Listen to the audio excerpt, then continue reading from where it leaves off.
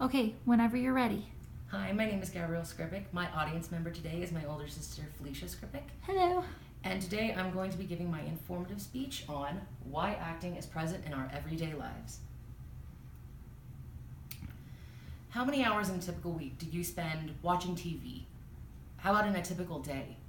Regardless of what that number is, every time that you sit down to engage in your favorite programming, whether it be television or movies or a musical, you are engaging in the process of acting.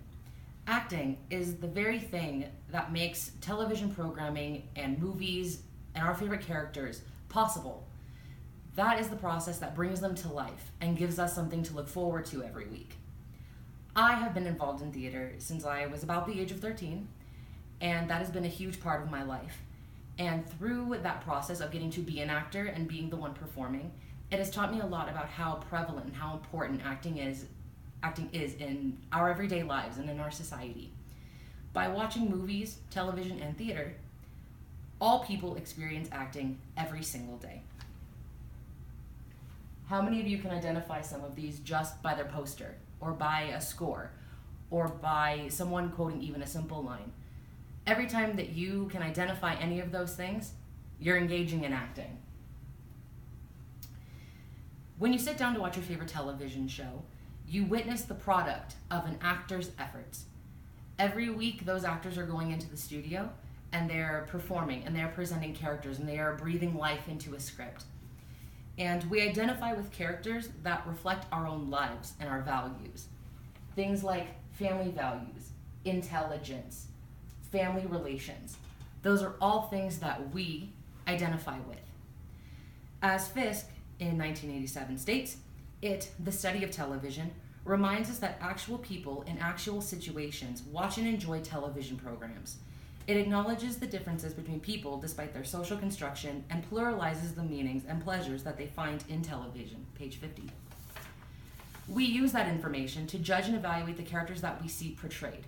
These are the characters that we see represented in our own lives and that we can identify in our own lives, portrayed through a television screen. It's very similar to what James states in the book of James, chapter 1, verses 23 through 24. For if any of you listen to the word and don't obey, it is like glancing at your face in a mirror. You see yourself, walk away, and forget what you look like. Many times we watch our television programs and we may identify with things in them that we see in our own lives, and we may choose to walk away. And in evaluating the characters, we're actually evaluating ourselves. Every time that we see a character that we identify with, or any norm that we see that we identify with, we're using those characters to similarly evaluate our own lives and evaluate the people in our lives. Similarly, we identify with the characters and actors that we see in movies and on stage. People like Tom Hanks, Meryl Streep, Mel Gibson, people that we look up to and who have become household names in our everyday lives. We follow the progress of actors and actresses in their careers. We prefer certain actors over others based on what we know of them, based on what we know of their lives, of their values, of who they are in their careers. As Schuyler, 1994 states, they, movies, were the first of the modern mass media, and they rose to the surface of cultural consciousness from the bottom up. Page 3. We use popular actors to reflect our own lives. We see ourselves, we see our friends, we see our loved ones and our coworkers, all through an actor's efforts. Similarly, we do this with theater icons, people that we see on stage, people who are tangibly there, who play characters that from the minute they speak their first word that we identify with. As stated by Pavis, 1992, inscribed in technological but also in ideological and cultural practices, in a process of information and disinformation, media easily multiplies the number of their spectators, becoming accessible to a potentially infinite audience. Page 98. Regardless of where we go, what we see, or what we don't see, we see our own lives, and we reflect on that. So what this really all comes down to is that acting, in every facet that it is present in our lives, we see ourselves.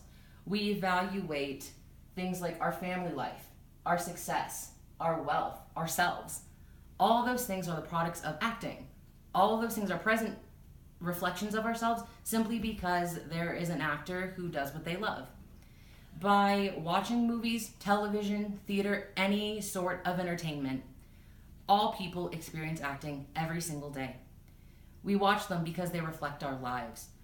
We identify them with them because they are what we strive to be.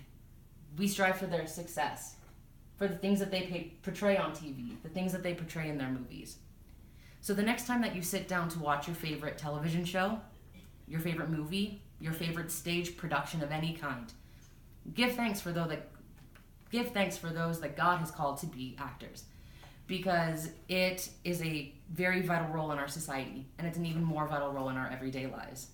Thank you.